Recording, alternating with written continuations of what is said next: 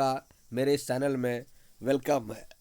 मेरा channel study point अंधरा ठाड़ी को आप लोग प्रमोट कीजिए, जितना हो सके उसका उसको शेयर कीजिए, लाइक कीजिए, कमेंट्स कीजिए। दोस्तों, हमारे पढ़ाने के तरीके में यदि कहीं अशुद्धि हो, कहीं गलती हो तो मुझे रिकॉल कीजिए। दोस्तों, मेरा मोबाइल नंबर है 9570504607। मैं कोशिश करूंगा, ट्राई करूंगा कि आप लोगों को बेहतर एजुकेशन दूं। तो आज अलंकार के बारे में मैं देख रहा हूं दोस्तों, यूट्यूब पर बहुत सारे शिक्षकों ने बताया है और उन्हीं के नोट्स को लेकर के मैं भी समझाने की कोशिश किया हूं। दोस्तों, अलंकार क्या है? तो अलंकार का जब संधि विच्छेद करेंगे तो अलम जोर कार होगा। दोस्तों, अलंकार का जब संधि विच्छेद करते हैं हिंदी व्याकरण के अनुसार तो अलम जोर कार होगा, जहाँ पर अलम का अर्थ होता है आभूषण, और जब अलम का अर्थ होता है आभूषण तो आभूषण के अर्थ में ही हम अलंकार शब्द का प्रयोग करते हैं। दोस्तों, लेकिन ये अलंकार, ये आभूषण किसी स्त्री का गहना नहीं है, किसी दुल्हन का गहना नहीं है। ये हिंदी व्याकरण के अंतर्गत अलंकार शब्द हैं जो पढ़ना है। और अलंकार ये हिंदी काव्य धारा की शोभा बढ़ाती है। दोस्तों, ये काव्य पंक्तियों की शोभा बढ़ाने वाली अलंकार एक आभूषण है। तो हम इसको ऐसे डिफाइन कर सकते हैं, ऐसे परिभाषित कर सकते हैं कि काव्य की शोभा बढ़ाने वाले तत्वों को अलंकार कहते हैं। काव्य की शोभा बढ़ाने वाले तत्वों को अलंकार कहते हैं। तो हमने अलंकार को सीखा दोस्तों, चुटकियों में सीखा। अब चलते हैं नेक्स्ट। अलंकार के मुख्यतः दो भेद है दोस्तों। अलंकार के मुख्यतः दो भेद हैं।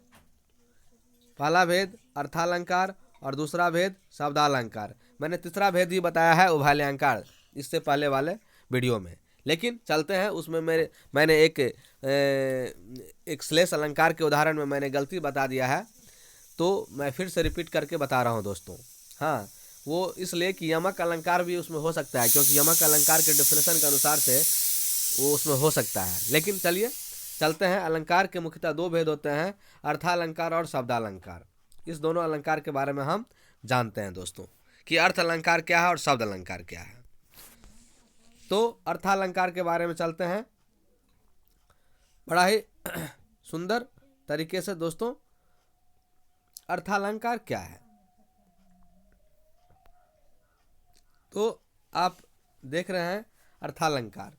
अर्थालंकार में आपका उपमा अलंकार आता है दोस्तों। उपमा अलंकार, उपमा मतलब तुलना होता है। ये तो आप सब जानते हैं, नहीं कहते हैं चांद से उपमा देते हो भाई अपने पत्नी को, तुम अपने बहन को उपमा देते हो दिव्या भारती से। इस तरह से हम बात करते हैं। हाँ, अपने पिताजी के चरणों को कमल के से उपमा देते हो। तो जब पंक्ति में योजक चिन्ह आए, ये माइनस हिंदी में बोलते हैं, लेकिन जब गणित में माइनस बोलते हैं दोस्तों, लेकिन जब हिंदी की बात आती है तो अलग उसका शब्दावली प्रयोग किया जाता है। तो जब पंक्ति में योजक चिन्ह आए, वह शब्द सा सी से सरिस आए, तो हम समझ जाएंगे कि उपमा अलंकार है दोस्तों। हाँ, ये समझ जाएंगे कि उपमा अलंकार है। सा सी से आ जाए और योजक चिन्ह आ जाए, यही ट्रिक है इसका। मुख चंद्रमा सा सुंदर है, कर कमल सा कोमल है।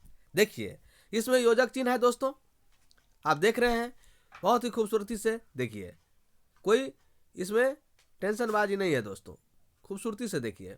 ये चंद्रमा सा, ये क्या है? बीच में हाइफन है यानी योजक चिन्ह है, और सा भी लगा हुआ है। कमल सा यानी बीच में हाइफन यानी योजक चिन्ह भी है और सा भी लगा हुआ है। इस प्रकार से दोस्तों ये अर्थालंकार में उपमा अलंकार हो गया। मुख चंद्रमा सा सुंदर है, तो इसमें आपका उपमा अलंकार हो गया। कर कमल सा कोमल है, इसमें आपको उपमा अलंकार हो गया दोस्तों। चलिए, बहुत अच्छा, आपने सीख लिया। अब नेक्स्ट चलते हैं। अर्थालंकार में उपमा अलंकार तो आपने देख ही लिया।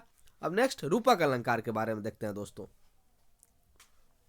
रूपक अलंकार देखिए, ये दूसरा रूपक अलंकार, ठीक है। बहुत ही अच्छे तरीके से हम लोग सीख रहे हैं दोस्तों।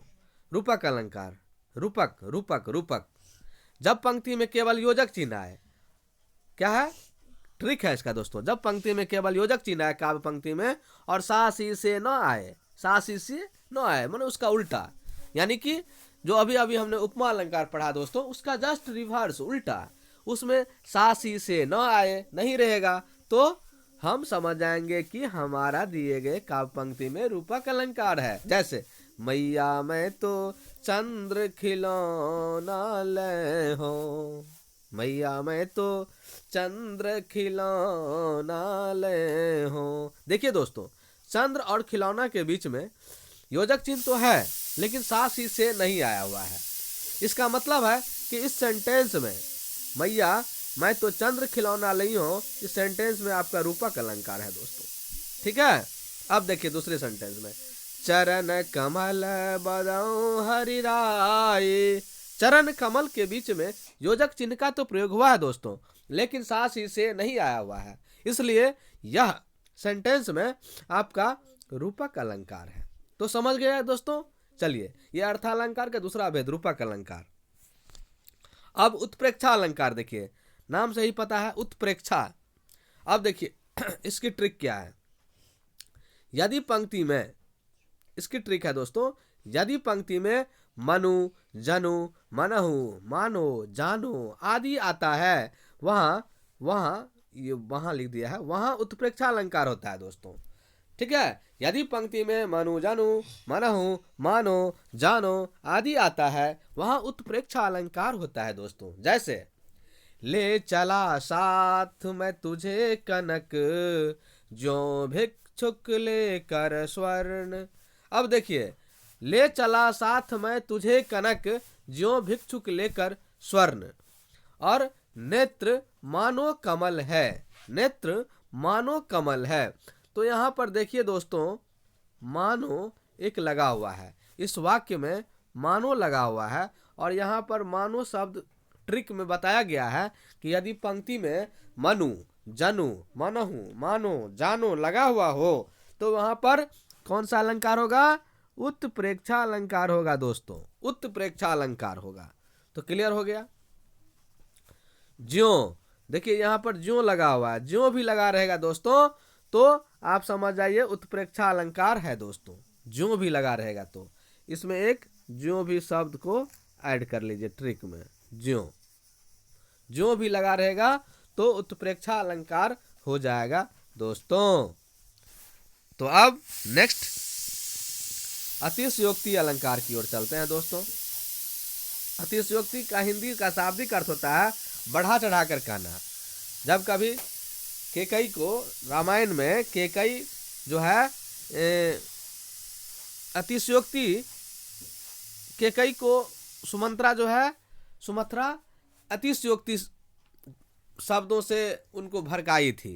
हाँ, राजा दशरथ के प्रति उकसाई थी, गलत अवधारणा उत्पन्न की थी, यानी अतिशयोक्ति, यानी दो व्यक्तियों के बीच के बात को बढ़ा चढ़ा कर कह करके लड़ाई फंसाना, ये अतिशयोक्ति हो जाती है दोस्तों। तो चलते हैं हम बिना किसी समय को बर्बाद किए हुए, डिस्टर्ब किए हुए, समय की खपत किए हुए हम अपने विषय वस्तु की ओर कि अतिशयोक्ति अलंकार क्या है दोस्तों। हाँ, जब किसी बात का वर्णन बहुत बढ़ा चढ़ा कर किया जाए, तब वहाँ अतिशयोक्ति अलंकार हो जाती है दोस्तों, तब वहाँ अतिशयोक्ति अलंकार होता है दोस्तों।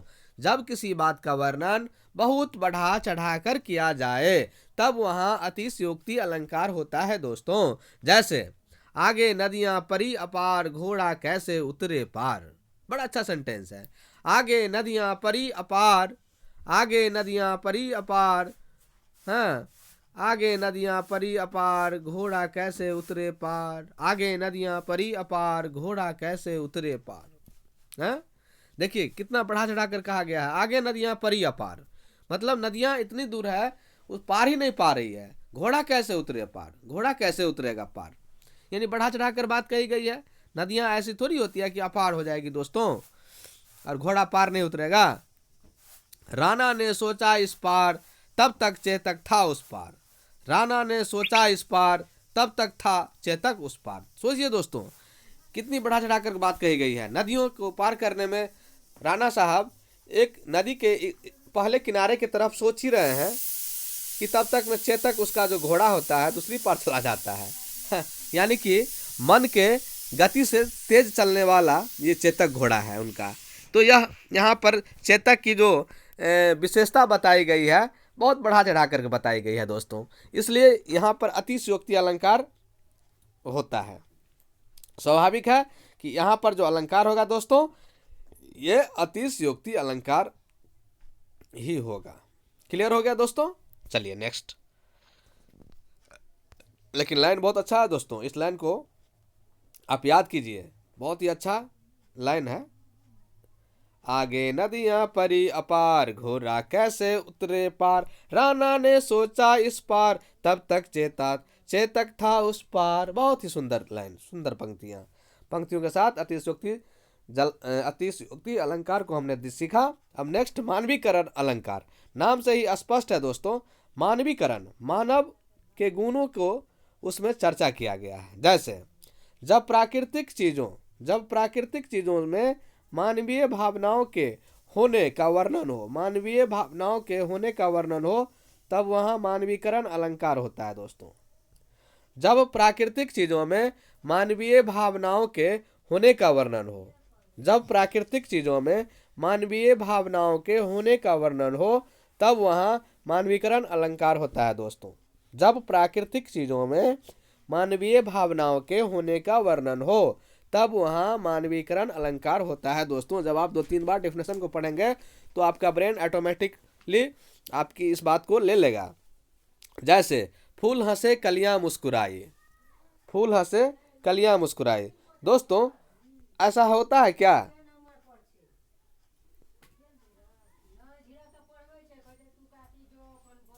फूल हंसे कलियां मुस्कुराए, क्या फूल हंस सकता है दोस्तों? क्या कलियां मुस्कुरा सकती है? नहीं। ये कवि की एक ऐसी भावना है, एक कवि की एक ऐसी कल्पना है कि फूल को भी वो हंसा लेते हैं और कलियां को भी मुस्कुरा देते हैं। यानी कि मानव में जो गुण होता है दोस्तों, उस गुण को वह प्रकृति में देखना चाहता है, प्रकृति के दृश्यों में देखना चाहता है, तो वहां पर मानवीकरण अलंकार का प्रयोग किया होता है। यानी कि इस सेंटेंस में आप कह सकते हैं कि मानव ये अलंकार का प्रयोग किया गया है। तो क्लियर हो गया दोस्तों, ये इस सेंटेंस में मानवीय अलंकार है, फूल हंसे कलियां मुस्कुराई। चलिए नेक्स्ट। शब्दालंकार के 2 भेद है दोस्तों, सॉरी 3 भेद हैं। हमने बताया था शब्दालंकार के 5 भेद भी हैं, लेकिन यहाँ पर अपने मुख्यतः 3 भेद को ही हमने पढ़ा है। अनुप्रास अलंकार, यमक अलंकार और श्लेष अलंकार। हाँ, अनुप्रास अलंकार, अनु मतलब होता है क्या? बार बार, और अनु मतलब नकल, और प्रास मतलब बार बार, आवृत्ति। ठीक है, अनु और प्रास, अनु और प्रास। हाँ, अनु मतलब नकल और प्रास माने बार बार, यानी बार बार जिस वर्ण की रिपीटेशन हो। अगर किसी काव्य पंक्ति में एक वर्ण का बार बार रिपीटेशन हो दोस्तों, तो उसमें अनुप्रास अलंकार होगा, हम बताएंगे। यमक अलंकार, यमक मतलब जोड़ा होता है, पेयर होता है दोस्तों। यमक मतलब जोड़ा, पेयर होता है, यानी एक शब्द का 2 बार 3 बार प्रयोग होगा और उसका अर्थ अलग अलग होगा दोस्तों, तो यमक अलंकार होगा। और श्लेष अलंकार, एक ही शब्द के बहुत सारे अर्थ चिपके हुए रहेंगे, हाँ, गोंद की तरह, तो उसमें श्लेष अलंकार होगा दोस्तों। चलते हैं फिर इसके पास अनुप्रास अलंकार। देखिए, वर्ण बार बार आए, बहुत अच्छा ट्रिक है दोस्तों, वर्ण बार बार आए तो वहां अनुप्रास अलंकार होगा, इसको आप समझ लीजिए। चारु चंद्र की चंचल किरणें खेल रही थी जल थल में।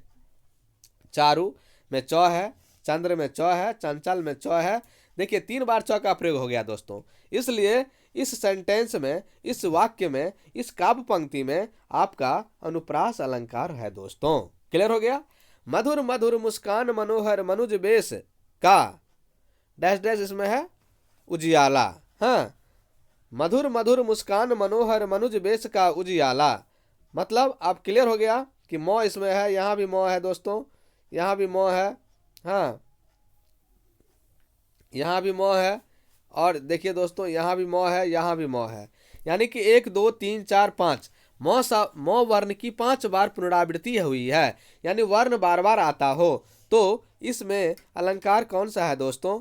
तो आपको मैंने बताया अभी अभी कि ऐसे में अनुप्रास अलंकार है दोस्तों, इसमें अनुप्रास अलंकार का प्रयोग हो गया है दोस्तों। ठीक है, चलिए अनुप्रास अलंकार हमने देख लिया। अब चलते हैं यमक अलंकार की ओर।